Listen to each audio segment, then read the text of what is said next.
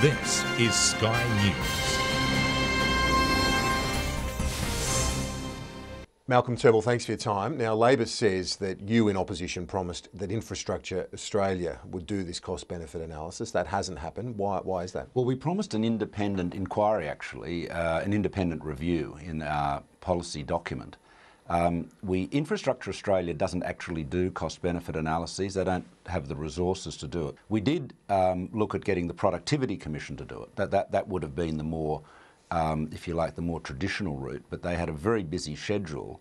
And of course, the chairman of the Productivity Commission, Peter Harris, had been the head of the communications department at the time the Labor broadband policy was put in place. So there are obviously issues with the PC doing it. So the real question would be, why didn't the Productivity Commission do it? And, sure. And I've given you the answer to that. Well, Labor's saying that it's not an independent analysis, though. They're suggesting that it's former advisors to you, former staff of yours that have been involved in this. What do you say to that assertion? Well, this is the tragedy of the Labor Party. I mean, they destroyed tens of billions of dollars of Australian taxpayers' funds in embarking on this reckless project without any cost-benefit analysis. I mean, this is the same Labor Party that has the gall to be standing up and demanding that there should be a cost-benefit analysis into any road project. I mean, that is our policy, so they're asking us, they're leaning on an open door, if you like. But they jump up and down about that.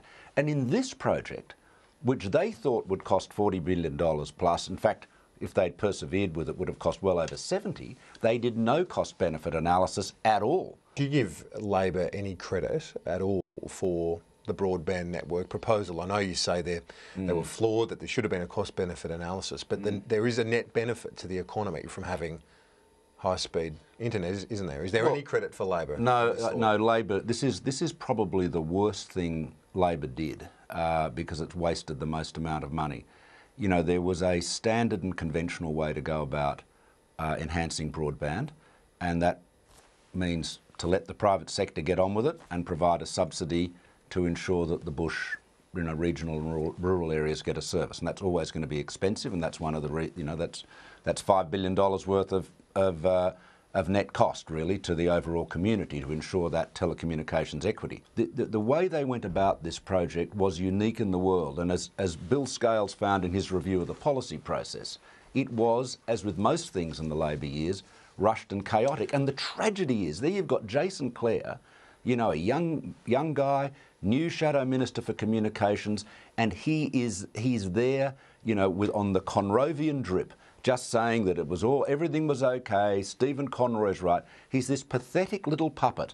He's only ever asked me one question in the House of Representatives, and that was about a sailing boat. So he's asked me as many questions. He's asked me more questions about boats than they've asked Scott Morrison, I might say. So it just shows what a weak opposition it is. Let me ask you something relating to what Mr. Clare's asserting this morning. He's suggesting that the cost-benefit analysis points out in 2023 the top 5% of households will have a demand of 43 megabits per second or more, but he's saying at the same time the report points out that 28% of NBN Co's fibre customers are ordering services of 50 megabits per second or more already. How do you explain that? Well, they're two different things. People may buy a plan that has a top speed of 100 megabits per second, but then the question is, what do they actually need? What is the speed they need to do the stuff they want to do online? Line speed is of no intrinsic value to you. It's only of value to you insofar as it enables you to do things. And, that is streaming videos or Skyping or e-commerce or web browsing, and all of those applications have bandwidth requirements. And of course, the bigger your household, the more simultaneous usage you'll have so that your demands go up. And the very granular bottoms-up analysis of bandwidth demand that's been part of this CBA is really worth studying. I want to ask one final issue. In your patch, it relates to the Attorney General Department wish list of telcos when it relates to metadata.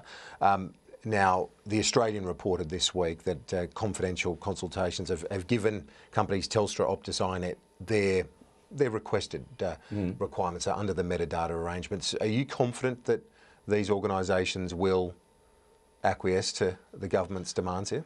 Well, of course they'll fall in line with whatever the law, whatever law we pass says. But do they cooperate beyond that? Yeah, they're very cooperative. I think the important thing is to have a clear view of what you want, and then a clear view of what the technical capacities of the various telcos is.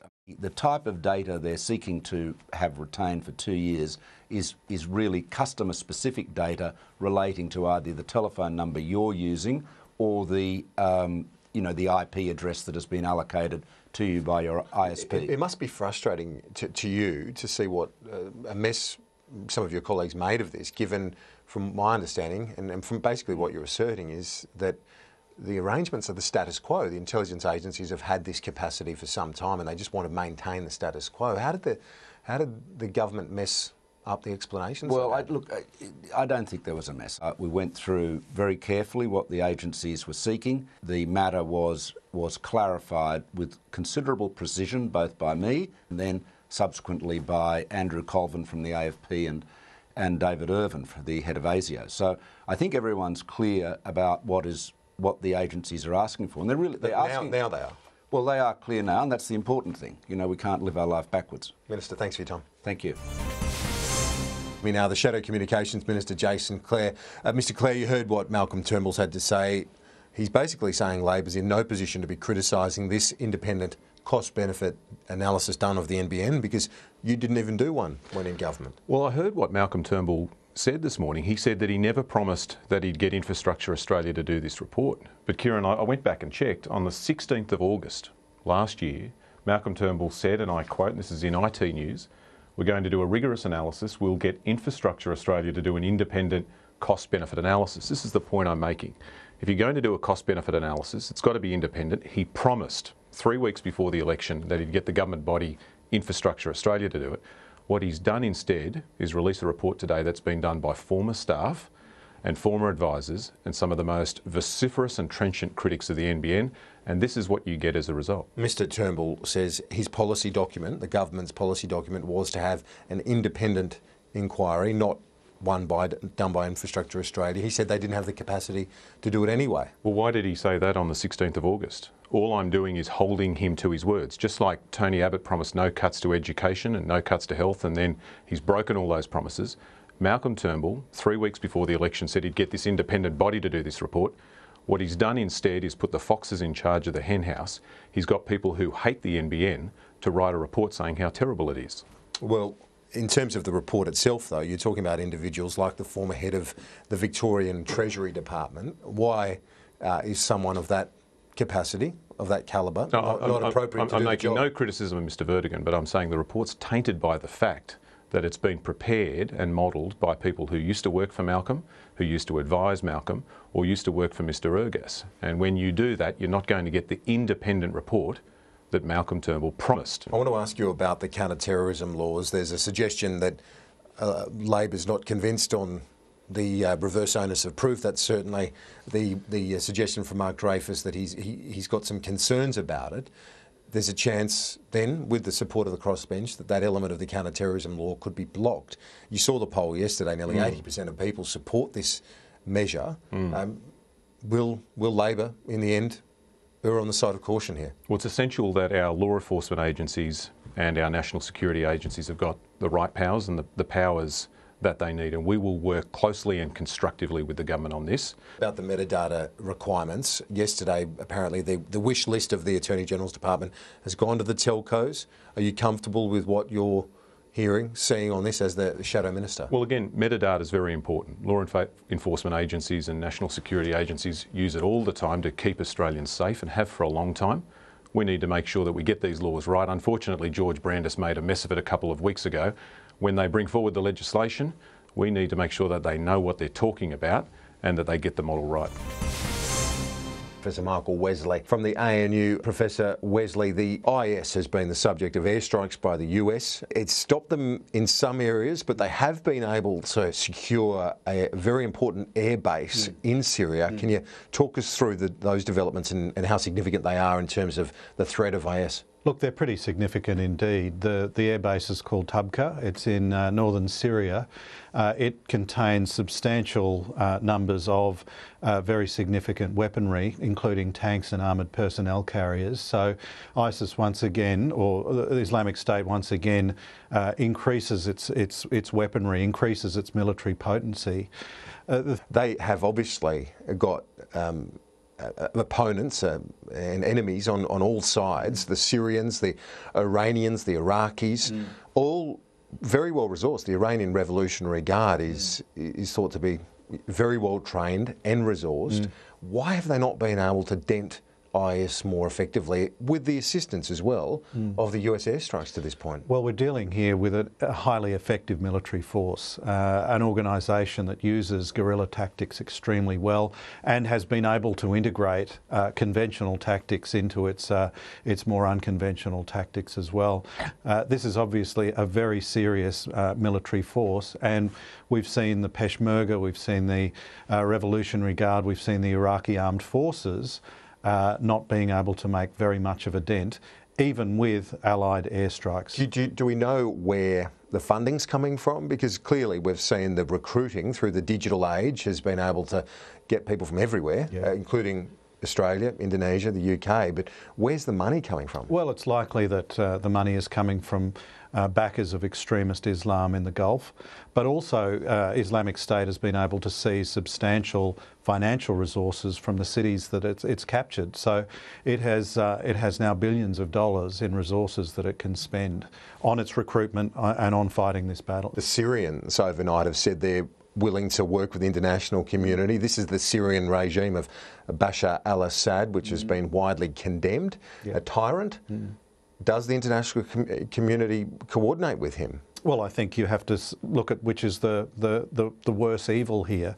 Islamic State is obviously a much more egregious organisation, much more threatening organisation than Assad's Syria. So, and on Assad's side, I think he would welcome the fact that Allied planes are hitting his enemies rather than his own forces. And which is a great irony, given there are suggestions that Assad has propped up IS and the Islamic State to provide some legitimacy to his battle against the rebels. That's right. As in all conflicts in that part of the world, there are shifting coalitions and different actors back different forces depending on their interests.